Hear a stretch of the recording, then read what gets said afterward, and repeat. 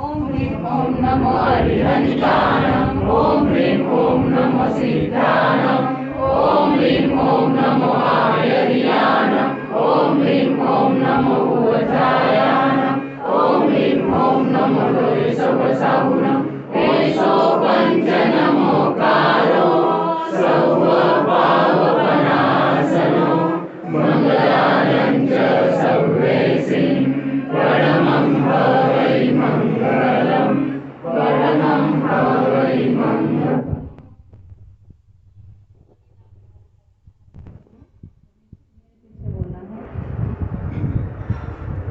हे तीर्थंकर परमात्मा, हे तीर्थंकर परमात्मा, प्रभु महावीर, आपकी यह दिव्य वाणी,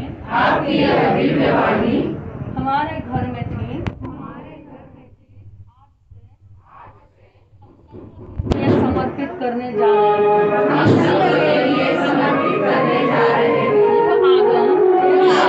यह आपकी दिव्य वाणी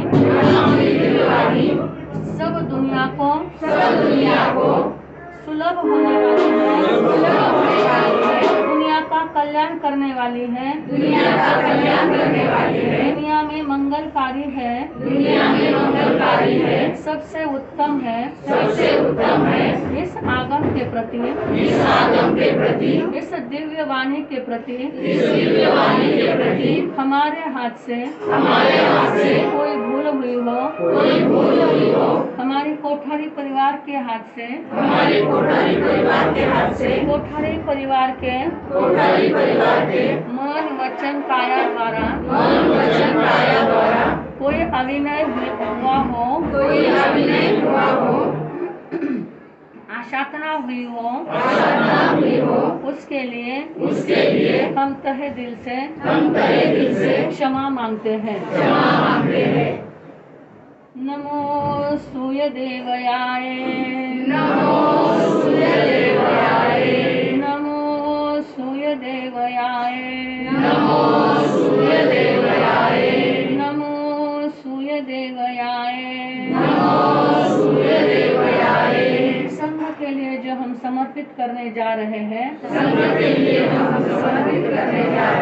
यह दिव्य वाणी संघ के लिए कल्याणकारी हो, मंगलकारी हो, उसी तरह कोठारी परिवार के लिए भी यह कल्याणकारी बने, मंगलकारी बने, कोठारी परिवार भी कभी न कभी इसे आत्मसात करें, ऐसे भावना भाते हुए हे प्रभु आपके चरणों में त्रिवार वंदन करते हैं।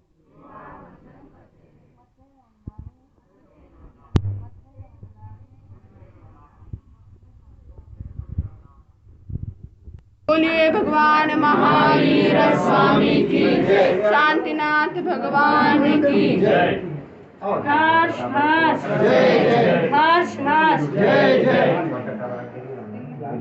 काय आता ही सगळं इथं करून घ्या बरं तसं आहे. दोघं गाणे बघा ना, मी पण हां.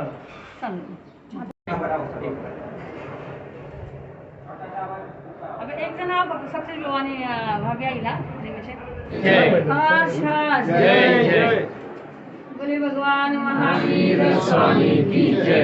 सुधर्मा स्वामी की जय। जय। गौतम स्वामी भगवान की जय। चावे नीचे बोले भगवान महावीर स्वामी की जय। एक आगम हर्ष हर्ष जय जय हर्ष हर्ष जय जय बोले भगवान महावीर स्वामी की जय। सुधर्मा स्वामी की जय। जय। गौतम स्वामी भगवान की जय।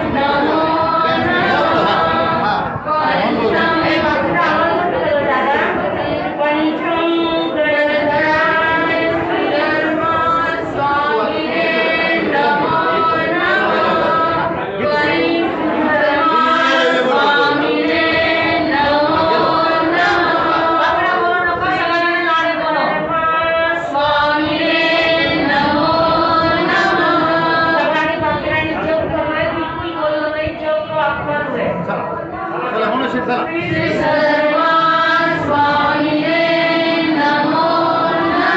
बाकी नीचे आ, सुनील भाऊ. बाकी खाली घाला.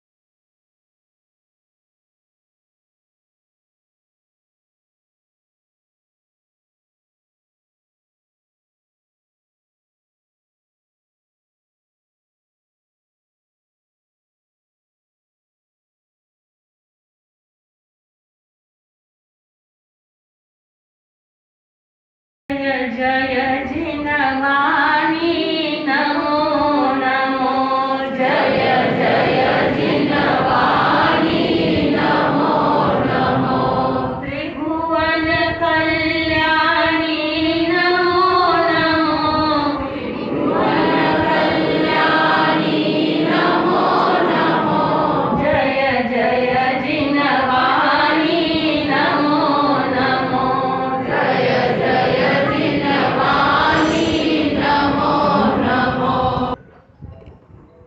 आंखों के सामने समूह शरण लगा हुआ है।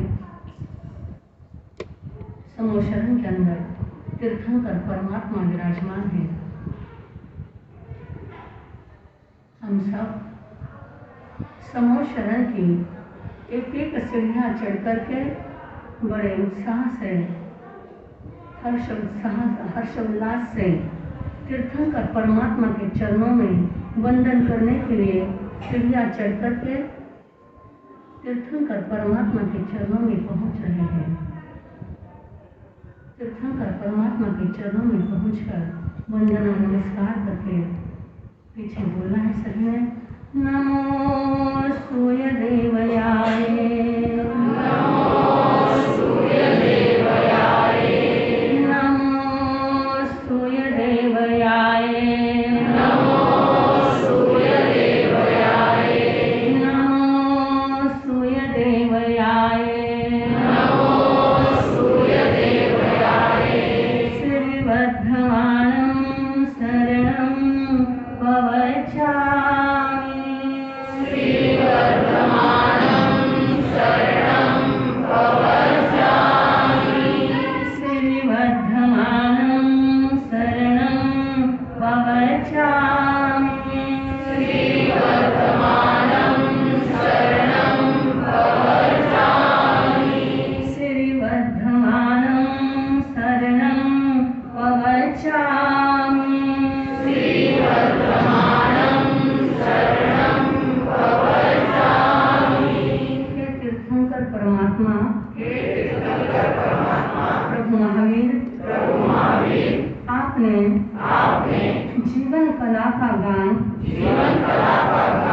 गणधरों को प्रदान किया। पंचम गणधर सुधर्मा स्वामी को प्रदान किया। उन गणधरों ने उन सिद्ध गाथा का गान जिन लब्धि में, जिन अक्षरों में, जिन लब्धि अक्षरों में सुरक्षित किया, उन्हीं लब्धि अक्षरों का मंगल गान हमारे लिए भी कल्याणकारी बने, मंगलकारी बने। हे प्रभु, जिन भावों के साथ आपने इसका प्रज्ञापन किया, वही भाव हमारे अंदर भी जागृत हो जाए, हमारे अंदर भी जागृत हो जाए।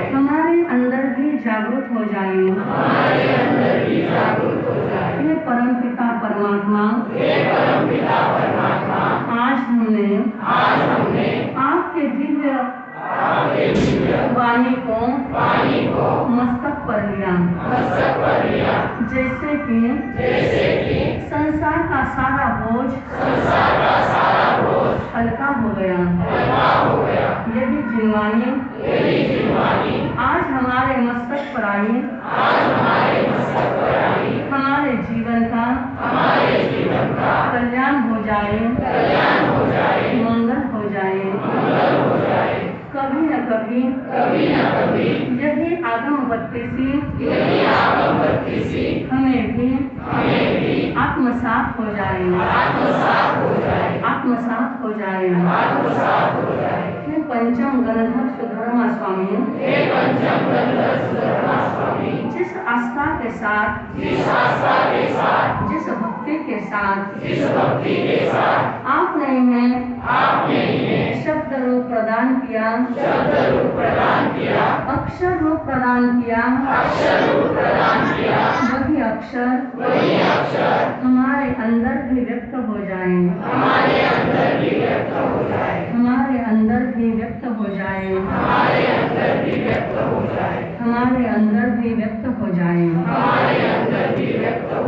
इस आस्था के साथ प्रभु चरणों में हम सब नतमस्तक हो रहे हैं। प्रभु के चरणों में सभी ने बोलना नहीं है, सिर्फ आपने तीर्थंकर परमात्मा आपके सामने विराजमान है। तीर्थंकर परमात्मा के चरणों में सभी ने वंदन करना है और उसी प्रकार सुधर्मा स्वामी को वंदन करना है, गौतम स्वामी को। श्री सिमंदर स्वामी प्रमुख समस्त अरिहंत भगवंतों को नमोत्थनम के पाठ से हम अरिहंत भगवंतों की स्तुति करेंगे। नमोत्थनम भयंतानम भगवंतानम भयंकरानम विद्यायानम जय संपुराणम पुरुषोत्तमानम पुरुषस्य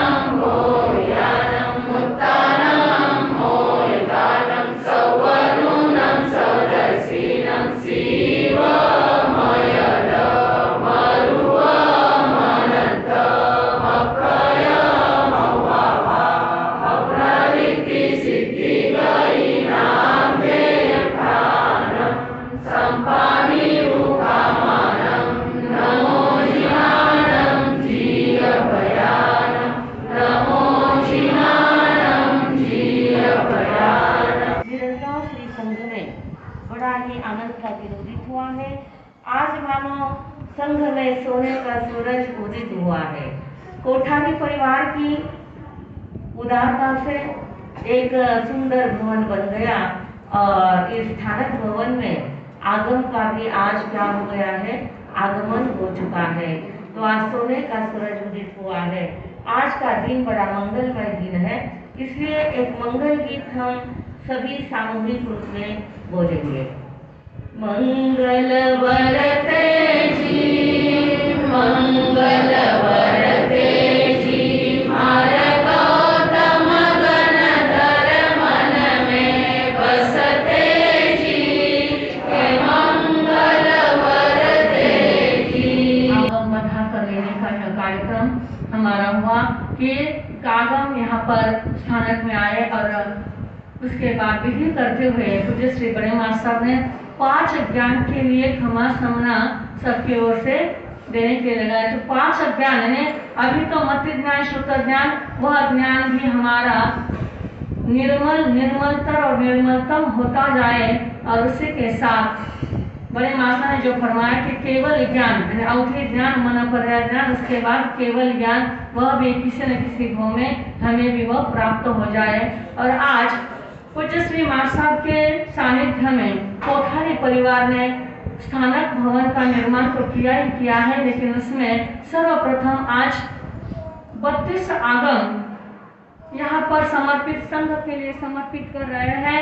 तो सबसे पहले कोठारी परिवार जो सतीश भाऊ, भाभी, बाकी पप्पू भाऊ, कुंदन भाऊ खड़े रहेंगे।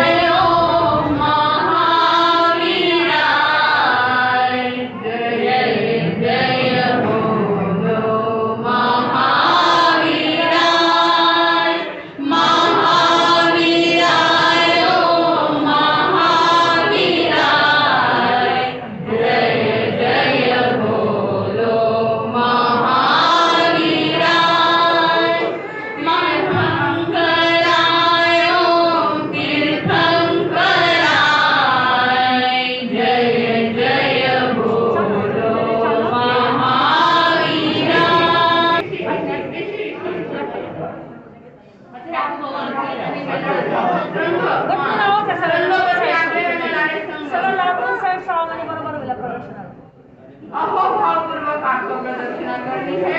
एक दूसरे के साथ हंसना नहीं है, बांटने के लिए हाथ जोड़कर प्रदक्षिणा करेंगे और प्रदक्षिणा में चलते चलते रुकना नहीं है। ये कितना सौभाग्य है कि आपने जिनवाणी ने प्रदक्षिणा करना एक अवसर आए है, गप्पा मारने है, दिल से करना है। हाँ, शुरू। महावीराय महावीराय जय जय बोलो महावीराय। एक बार में बोलेंगे महावीराय महावीराय जय जय बोलो महावीराय महावीराय महावीराय जय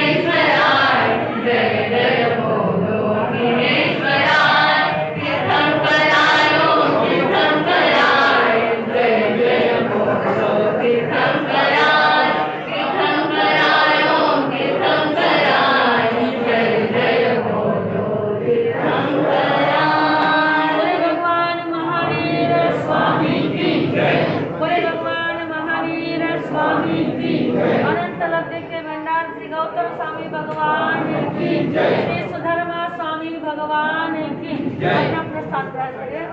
कृष्णानंदन वीर की जय बोलो महावीर की। कृष्णानंदन वीर की जय बोलो महावीर की।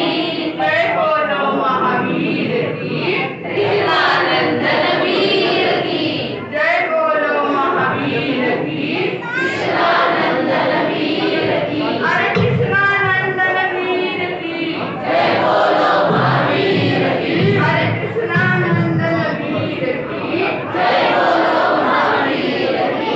कृष्णानंदन वीर की जय बोलो महावीर की।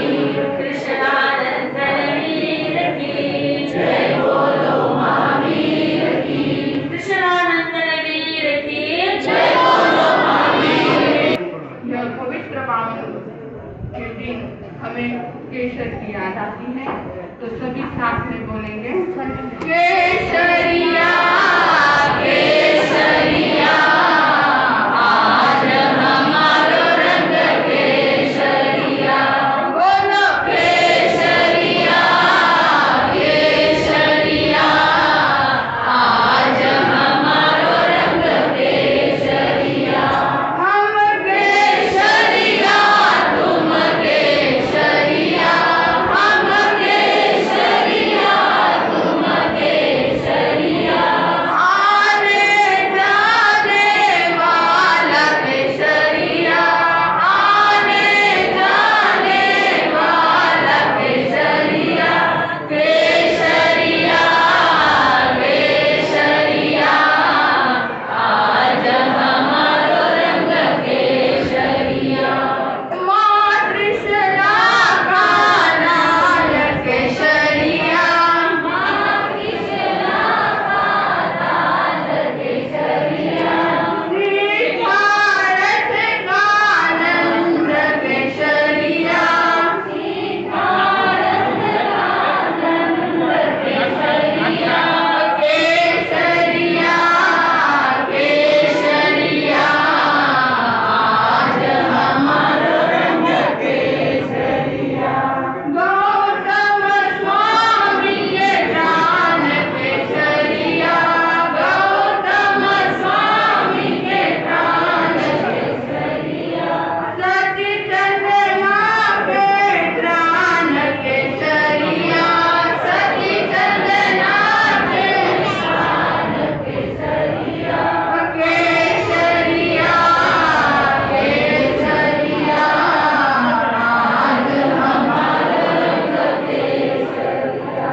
जिन शासन का सूर्य केसरिया।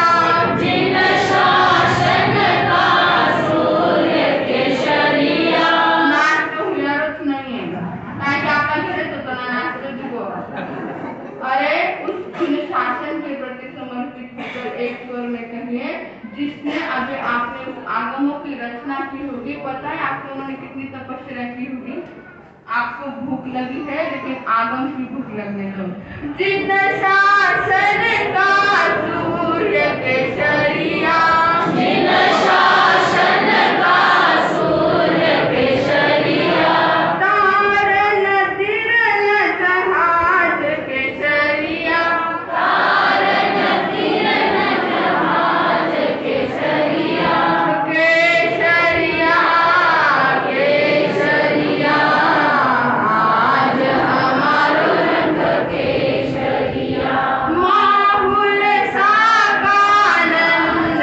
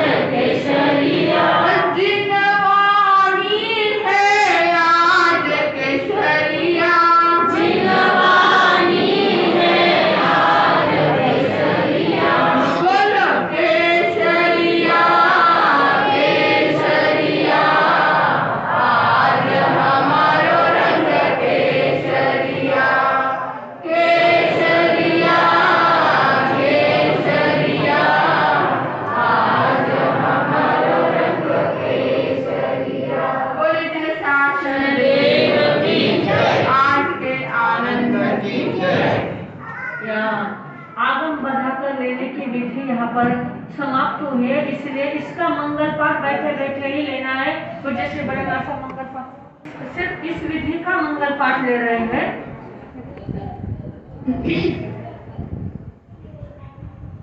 नमो अरिहंताणं नमो सिद्धाणं नमो आयर्याणं नमो वज्रायाणं नमो लोये सर्वसाधुनं। ओम शांति शांति शांति। गुरुदेव की आज्ञा से चतारी मंगलम अरिहंता मंगलम सिद्धा मंगलम साहु मंगलम केवली पन्नतो धूमो मंगलम। चतारी लघुतमा अरिहंता लघुतमा सिद्धा लघुतमा साहु लघुतमा केवली पन्नतो धूमो लघुतमो। चतारी शरणं पवज्जामि अरिहन्ते शरणं पवज्जामि सिद्धे शरणं पवज्जामि साधु शरणं पवज्जामि केवली पन्नतं धम्मं शरणं पवज्जामि। अरिहंतों का शरणा सिद्धों का शरणा साधुओं का शरणा केवली प्रभु की दया धर्म का शरणा। चार शरणा दुख हरणा सुख करना और शरणा नहीं कोई जो भवी प्राणी आदरे तो अक्षय। चलो मैं कोटिशा वंदन। जन जन श्रद्धा स्थान मेरे मन मंदिर की मूर्त आचार्य भगवान के चरणों में कोटिशा वंदन। विराजित जिन शासन गौरव मधुर व्याख्यानी सुनंदा जी मारसा आदि हालत के चरणों में कोटिशा वंदन। सो चांद भी आए आज बात ना रहेगी, सो चांद भी आए आज बात ना रहेगी। सिर्फ आपके आने से ही आज रौनक बढ़ेगी, सिर्फ आपके आने से ही आज रौनक बढ़ेगी। धर्म सभा में उपस्थित सभी को मेरा सादर जय जय। आनंद दरबार में आए हुए सभी आनंद भक्तों का एवं कोठारी परिवार हार्दिक हार्दिक स्वागत करता है। आंखों में खुशी लबों पर हंसी, आंखों में खुशी लबों पर हंसी, गम का कहीं नाम ना हो। ये दिन लाए आपकी जिंदगी में इतनी खुशियाँ जिसकी कभी रात न हो, जिसकी कभी रात न हो। तो आइए आज के प्रोग्राम की शुरुआत करते हैं। गुरुदीप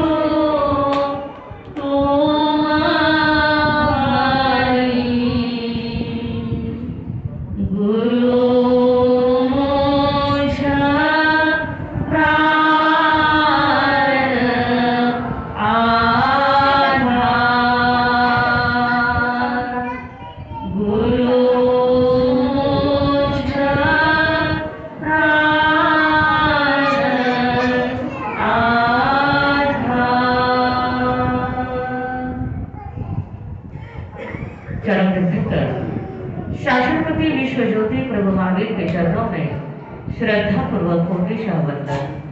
परमादरणीय परम श्रद्धेय ज्ञान रत्नाकर महामहिम हम सभी की आस्था के अटूट केंद्र गुरुदेव पूज्य आचार्य भगवत ज्येष्ठ गुरुवर्य शासक चंद्रिका पूज्य श्री अमृत कौर जी महाराज साहब, मातृहृदय प्रशांत मूर्ति पूज्य श्री माताजी महाराज साहब, अनंत अनंत उपकारिणी हमारे संयम पथ प्रदर्शन हमारे जीवन नया के खिवैया पूज्य श्री गुरु माता,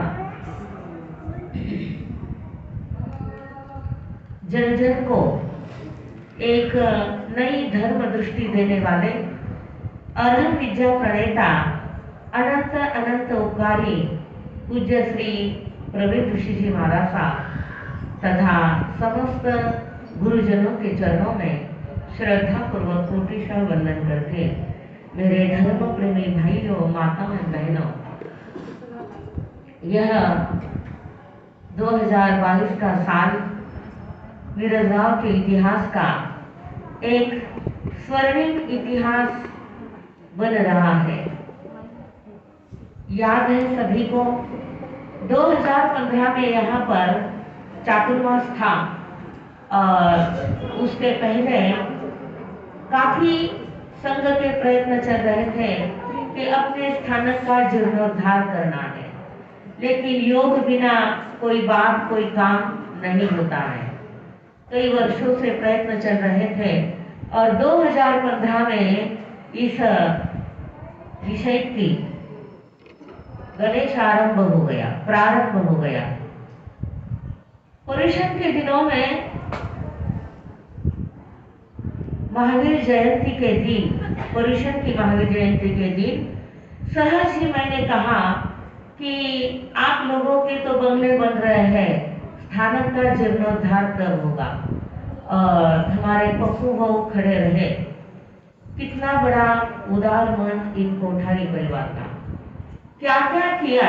और विशेषता यह थी कि जिस समय मैंने कहा उसी समय खड़े रहे और जो मन की भावना थी पूरी भावना उसी समय व्यक्त करी कि माँ साहब अगर संघ हमें मौका दे तो नया धर्म स्थानक हम बनाना चाहते हैं, बना करके लाइट फिटिंग सहित करके संघ के हाथ में चाबी सुपुर्द करेंगे। और इस नए स्थानक भवन में कोई भी चीज हम हल्की वापरेंगे नहीं, सारा क्वालिटी का माल वापरेंगे। और जैसा शब्द दिया था वैसी ही मेहनत, रात दिन एक ही दिमाग में रहा कोठारी परिवार के कि ऐसा धर्म स्थान बने कि वहां कुछ भी हल्का ना हो। मुझे मालूम पड़ा था कि एक बार मुरुम की 8 गाड़ियां आ गई थी। कितनी? 8। लेकिन मुरुम हल्का आ गया, वो 8 की 8 गाड़ियां उन्होंने क्या कर दी? वापस लौटा दी।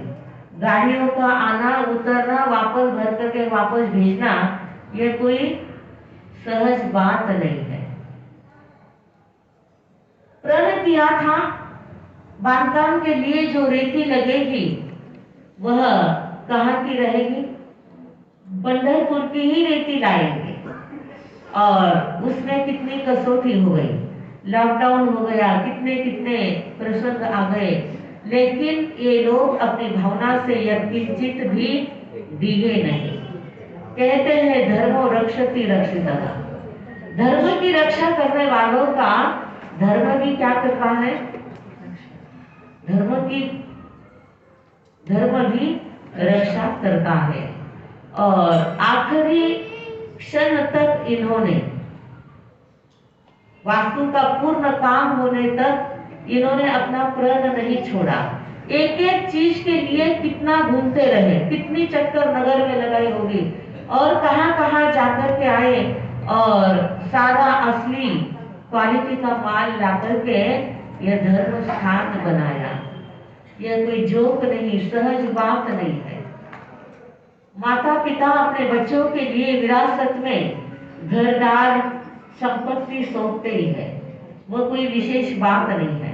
लेकिन श्री संघ के लिए विरासत में ऐसी एक वास्तु बना करके देना, यह दिल की उदारता का ही बहुत बड़ा परिचय है। कितनी मेहनत उठाई है इन्होंने।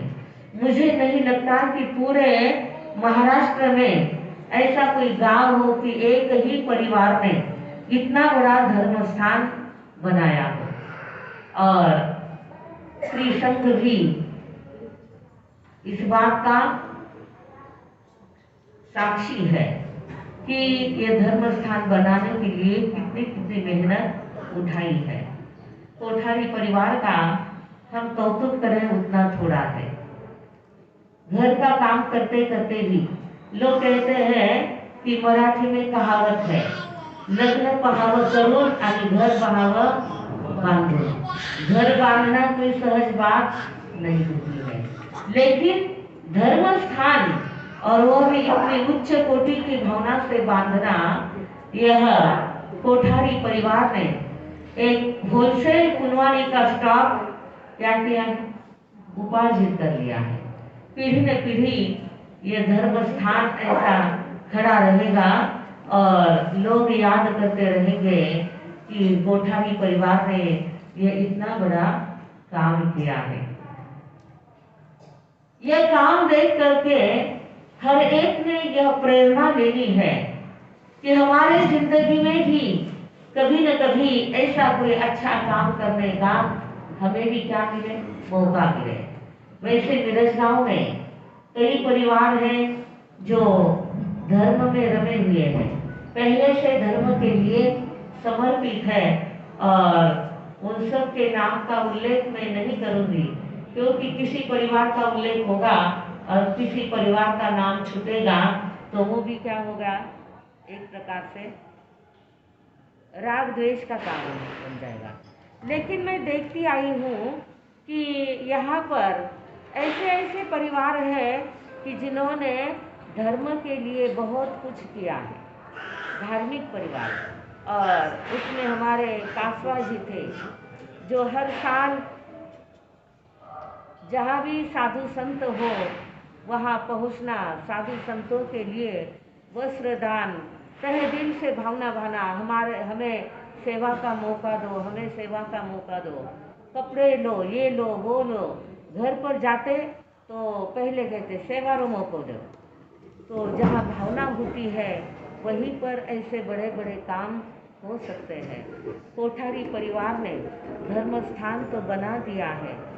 आज मैं कोठारी परिवार को यह भी एक प्रेरणा देती हूँ कि अपना बनाया हुआ, अपने पसीने से बहाया हुआ पैसा यहाँ लगा करके इतनी बड़ी वास्तु बनाई है, तो कोठारी परिवार का बच्चा न बच्चा प्रतिदिन दिन भर में कम से कम एक बार तो धर्म स्थान में आए, और कम से कम 5 नवकार मंत्र तो भी यहाँ पर गिन करके जाए। धर्म स्थान में हम नहीं आएंगे तो कौन आएगा? और जैसे कोठारी परिवार को कहा है, वैसे ही संपूर्ण श्री संघ को कहना है कि यह एक बहुत बड़ा काम इन्होंने किया है, लेकिन उसकी पावती हमें देना है। और पावती कैसे देना है, कैसे देनी है पावती इस कार्य की? प्रतिदिन संघ का हर एक सदस्य प्रतिदिन कम से कम स्थानक में आकर के 5 नवकार मंत्र भी गिन करके जाए, तो यह भवन बांधना क्या होगा, सार्थक होगा। और साथ ही साथ इनके इतने बड़े कार्य की अनुमोदना की दलाली आपको मिलेगी। जो भी धर्म स्थान में आएगा, यहाँ पर आकर नवकार मंत्र गिनेगा, सामायिक करेगा, दया करेगा, औषध करेगा, तो इतने बड़े कार्य की क्या मिलेगी आपको, दलाली मिलेगी, अनुमोदन का पुण्य मिलेगा। दलाली करते करते भी लोग माला माल हो जाते हैं, है ना, है कि नहीं? दलाली में भी माला माल हुए ना।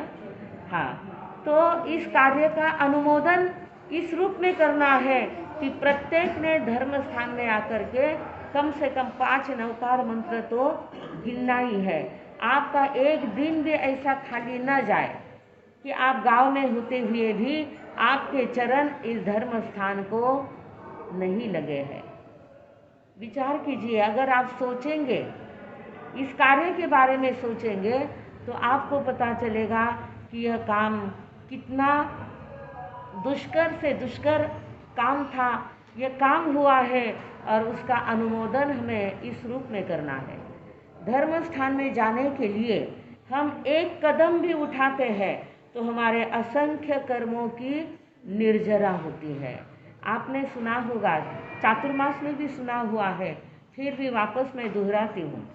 हमारे 32 आगम में एक आगम है ज्ञाता धर्म कथा। सारी धर्म कथाएं उसमें आई हुई है।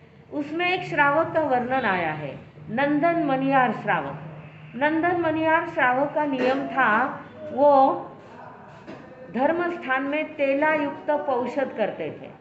तो एक बार ऐसे ही गर्मी के दिनों में उनको तेला युक्त औषध था। तेला युक्त औषध यानी 3 दिन का 24 तेला, और तेला में कहाँ रहना, पौषधशाला में रह करके धर्म आराधना करना, उसको कहते हैं पौषध युक्त तेला। तो नंदन मनियार का पौषध युक्त तेला चल रहा था। भयंकर गर्मी थी, 24 का तेला था, और नंदन मनियार को बहुत प्यास लग गई। प्यास के मारे प्राण आकुल व्याकुल हो गए। तब नंदन मनियार सोचने लगा कि मैंने तो स्वाधीन होकर के तेले की तपस्या की है और उसमें मुझे प्यास की वेदना इतनी सता रही है, लेकिन जिन जीवों को पानी नहीं मिलता है इसलिए प्यासा रहना पड़ता है, उनकी हालत क्या होती होगी। जो भूखे जानवर है जिन्हें पानी नहीं मिलता होगा उनकी क्या हालत होती होगी। तो पौषध में प्यास की वेदना में ऐसा सोचते सोचते नंदन मनियार के मन में ऐसा विचार आया कि मैं पानी की ऐसी एक सुविधा करूंगा कि जहाँ पर पशु क्या, पंछी क्या, मनुष्य क्या, कोई भी आए तो अपनी प्यास बुझाकर जाएंगे। और नंदन मनियार ने पौषध में ही यह विचार कर लिया कि पौषध पूर्ण होने के बाद मैं ऐसा कुछ परोपकार का काम करूंगा कि कोई किसी भी जीव को प्यासा रहने की बारी नहीं आएगी। पौषध पूर्ण होने के बाद उन्होंने आगे एक अतिशय सुंदर बहुत बड़ी ऐसी बावड़ी उन्होंने बनाई, बहुत सुंदर, और ऐसी व्यवस्था की कि आपस में बोलो मत, फक्त सुनने का काम करो। उन्होंने ऐसी व्यवस्था की, ऐसी बावड़ी बनाई कि उस बावड़ी पर मनुष्य तो क्या, पशु भी आते तो भी अपनी प्यास बुझा कर जाते और पंछी भी आते तो क्या करते, प्यास बुझा करके जाते। ऐसी सुंदर बावड़ी बनाई उन्होंने और बावड़ी तो बना दी, लेकिन बावड़ी बनाने के बाद उस बावड़ी के प्रति जो आसक्ति थी, जो मोह था, मैंने बावड़ी बनाई है, मैंने बावड़ी बनाई है, ये आसक्ति, ये मोह नंदन मनियार से छूटा नहीं। उस बावड़ी का उन्होंने क्या करना चाहिए था, लोकार्पण कर देना चाहिए था। लोकार्पण सुना ही थोड़ा सा मास्क खाण्यासाठी बोले हैं, मास्क तब्येत ठीक नसताना मास्क इतना देर पाटापर आईने बैठा है, आपल्यासाठी बोल रहे हैं। तो क्या करना चाहिए था उन्होंने बावड़ी का, लोकार्पण। लोकार्पण किया नहीं, बावड़ी में आसक्ति रह गई और नतीजा यह आया कि आगे चलकर जब नंदन मनियार का आयुष्य पूर्ण हुआ तो बावड़ी में आसक्ति रहने के कारण से नंदन मनियार का जीव मर करके अगले भव में मेंढक के रूप में, मेंढक यानी जिसे मराठी में बेडूक कहते हैं, बेडूक के रूप में उस बावड़ी में उसने जन्म लिया। अब बावड़ी में ही रहता है वो। आगे चलकर उस बावड़ी के ऊपर गांव की पनिहरिया भी आती है, पनघट पर पानी भरने के लिए, कोई कपड़े धोने के लिए, कोई बर्तन मांजने के लिए, सारी चहल पहल चालू रहती है। एक बार कई महिलाएं बावड़ी पर आई थी और आपस में चर्चा करने लग गई कि ये बात राजगृही नगरी की है और उस समय की है जब भगवान महावीर स्वामी इस धरती पर विचरण कर रहे थे तीर्थंकर के रूप में। तो महिलाएं बात कर रही थी कि भगवान महावीर स्वामी का शायद जल्दी ही अपनी नगरी में पदार्पण होने वाला है। ये शब्द उस बेडूक के कान पर चले जाते हैं और उसको लगता है भगवान महावीर, ये शब्द मैंने कहीं तो भी सुने हैं, कहाँ सुने। वो मेंढक क्या करने लग गया, चिंतन करने लग गया। चिंतन करते करते उसे जाति स्मरण ज्ञान प्राप्त हुआ। जाति स्मरण ज्ञान किसे कहते हैं, जाति यानी जन्म, पूर्व जन्म का स्मरण होना उसको कहते हैं जाति स्मरण ज्ञान। तो उस मेंढक को जाति स्मरण ज्ञान हुआ और उसने उसे याद आया कि अरे मैं पूर्व जन्म में नंदन नाम का श्रावक था, नंदन मनियार, और मैंने यह बावड़ी बनाई लोगों के लिए। पौषध में प्यास की वेदना से व्याकुल होकर के यह निर्णय लिया था और सभी जीव मात्र की प्यास बुझाने के लिए मैंने यह बावड़ी बनाई। लेकिन बावड़ी में आसक्ति रह जाने के कारण से क्या हुआ, मेरी दुर्गति हुई है। उसे बहुत पश्चाताप होता है और वह क्या करता है कि अब तो कुछ हाथ में नहीं रहा, लेकिन ठीक है, अब यहाँ से आगे मैं फिर से जब तक आराधना करूंगा। और उस बेडूक में बावड़ी में रहते हुए बेले बेले की तपस्या शुरू की। बेला यानी 2 दिन सलग उपवास करना।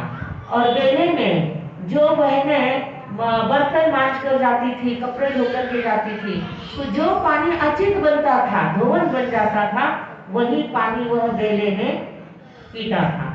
तो ऐसे बेले बेले की तपस्या उसकी चालू हो गई और लंबे समय तक बैले की तपस्या करता रहा और एक दिन बावड़ी में रहते हुए कान पर शब्द आ ही गए कि प्रभु महावीर का बाहर गुरुशिलक उद्यान में पदार्पण हो चुका है।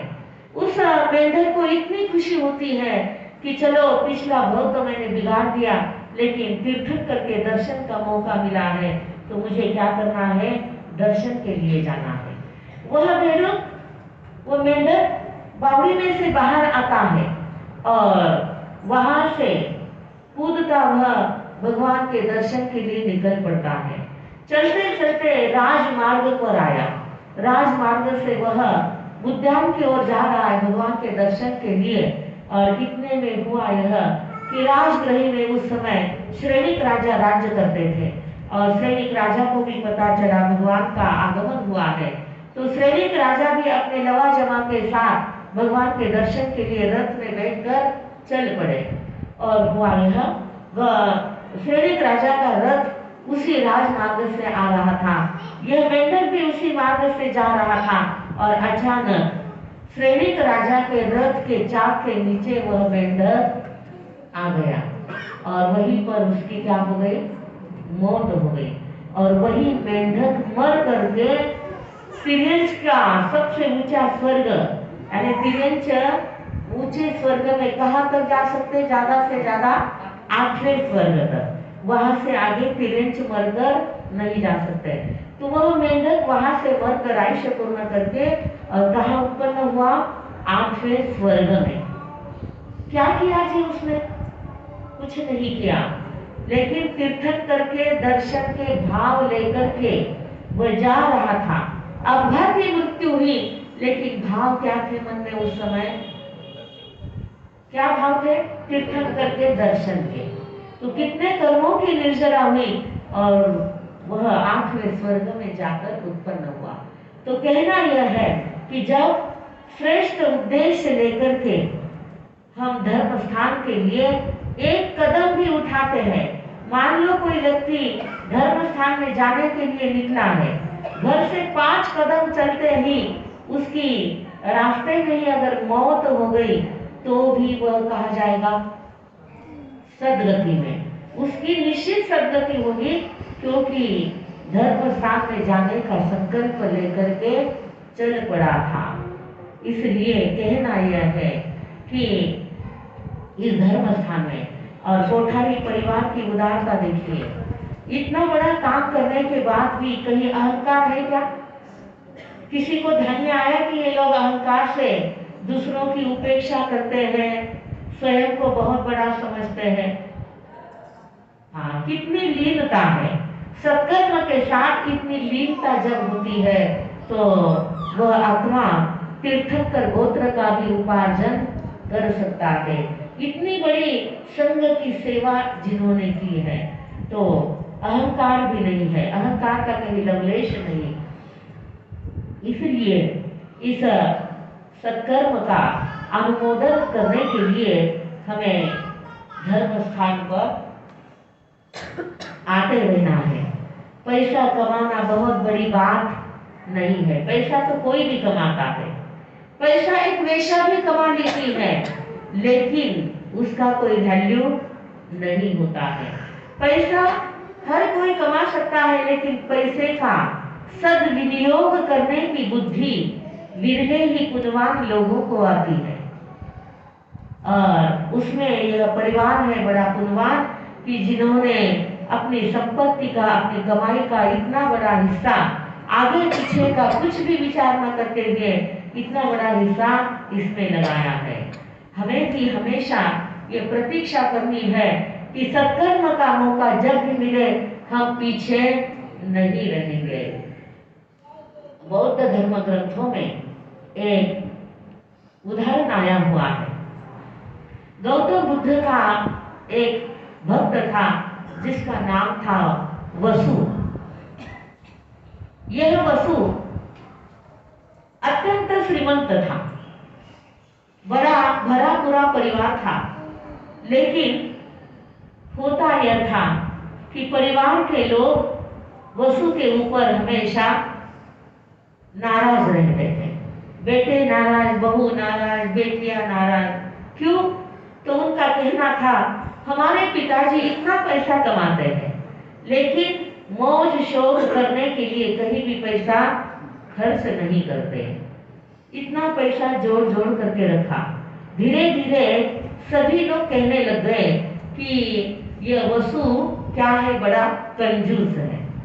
लेकिन आगे चल करके गौतम बुद्ध ने जब नालंदा विश्वविद्यालय का काम हाथ में लिया, हमारे भारत देश में ऐसे विद्यापीठ थे, तक्षशिला विद्यापीठ, नालंदा का तक्षशिला विद्यापीठ इतना बड़ा भव्य विद्यापीठ था और संपूर्ण दुनिया के कोने कोने से बच्चे कहाँ सीखने के लिए आते थे? कहाँ आते थे? तक्षशिला के विद्यापीठ में। हमारे भारत देश के उस विद्यापीठ में बाहर की दुनिया के बच्चे सीखने के लिए आते थे। आज भारत का बच्चा कहाँ जा रहा है सीखने के लिए? उस जमाने में भारत को जगत गुरु कहा जाता था। जगत गुरु, पूरे जग का गुरु कौन था? भारत देश। इतना बड़ा गौरव इस देश का था जो जगत गुरु कहलाता था और दुनिया के कोने कोने से लोग यहाँ पढ़ने के लिए आते थे। आज हमारा बड़ा दुर्दैव है कि आज हमारे बच्चे बाहर पढ़ने के लिए जाते हैं। भारत के बच्चे अत्यंत बुद्धिमान हैं और भारत के बच्चों की बुद्धि का उपयोग कौन ले रहे हैं? ये विदेशी लोग ले रहे हैं। विदेश में तो था, भले ज्ञानार्जन के लिए वो कहीं भी जाए, लेकिन उसकी बुद्धि का, उसका ज्ञान का फायदा तो किसको होना चाहिए? देश को ही होना चाहिए। विदेश में जाकर बस करके हमारे बुद्धिमान बच्चे उनका फायदा वे उठाएंगे। जो बच्चे यहाँ पर है उनके लिए ऐसे कुछ गेम और क्या चलते हैं,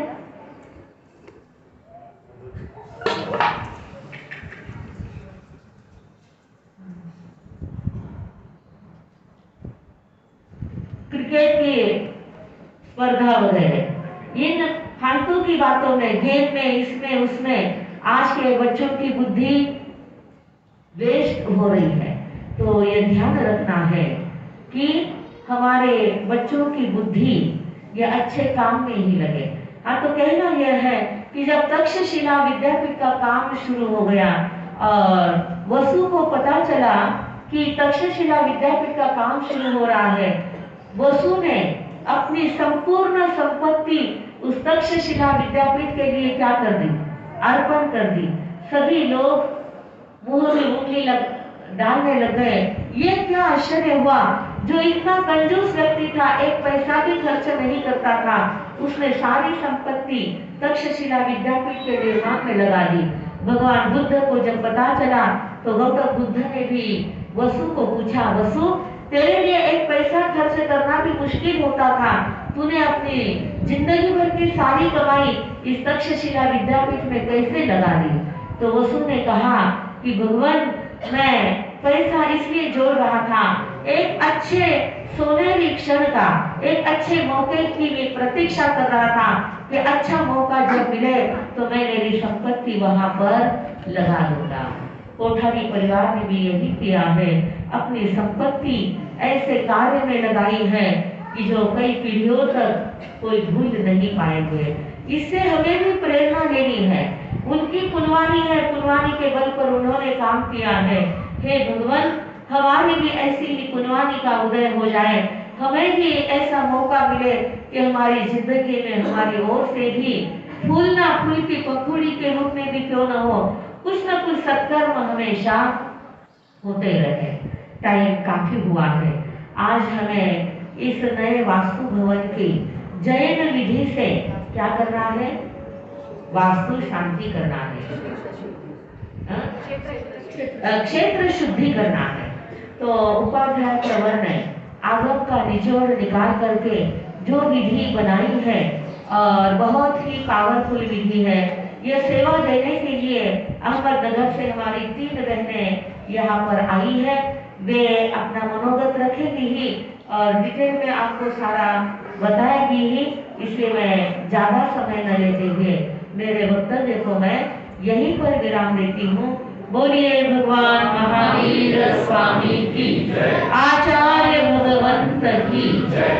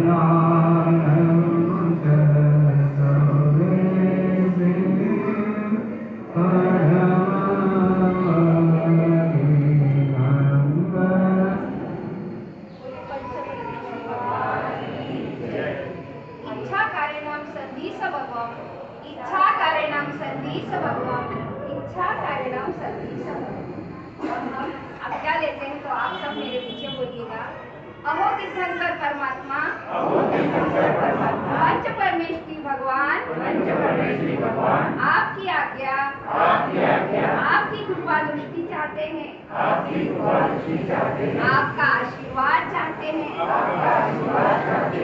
आचार्य भगवान पूज्य श्री आनंद ऋषि जी महाराज साहब, परम विद्या प्रणेता उपाध्याय भगवान पूज्य श्री प्रवीण ऋषि जी महाराज साहब, आपकी आज्ञा, आपका मार्गदर्शन, आपकी कृपा दृष्टि, आपका आशीर्वाद चाहते हैं। अष्टमंगल साधना द्वारा क्षेत्र विशुद्धि करने की आज्ञा चाहते हैं।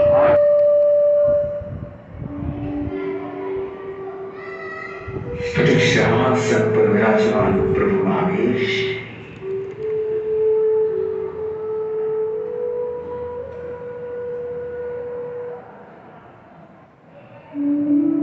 देवी प्रमाण अभा मंडल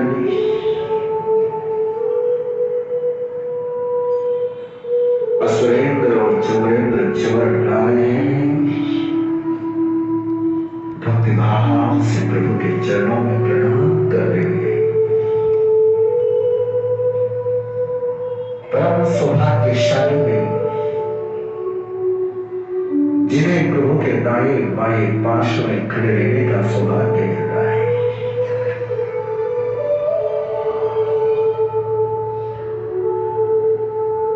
छत्रत्राय अशोक वृक्ष,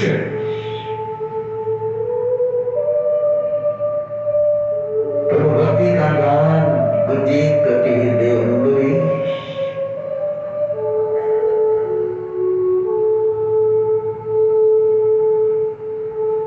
जगत में प्रभु के धर्म का शासन प्रवर्तित करता हुआ धर्म चक्र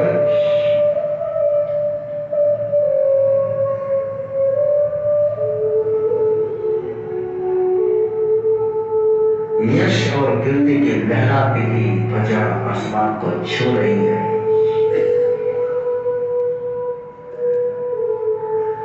देवता निरंतर फूलों की वर्षा कर रहे हैं।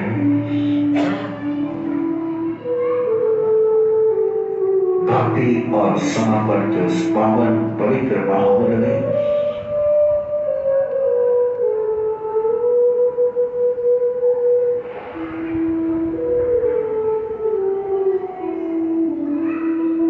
देवेंद्र देव देविया, नरेंद्र नर नारिया, श्रमणेन्द्र श्रमण श्रमणिया। अब भाव से प्रभु के चरणों में वंदन कर रहे हैं।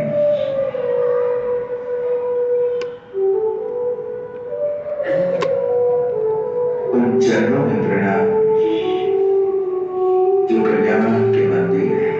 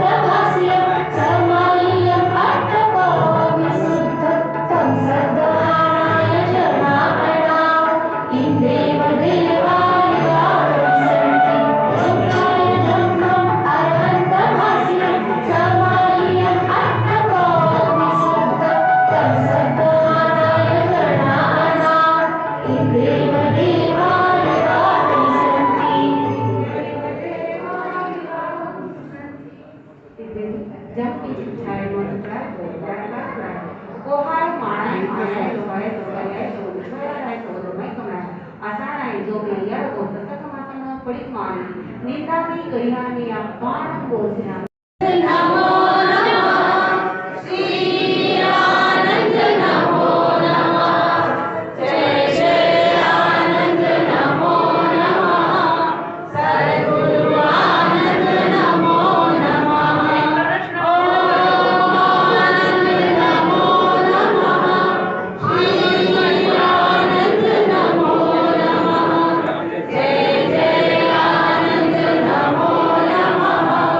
सा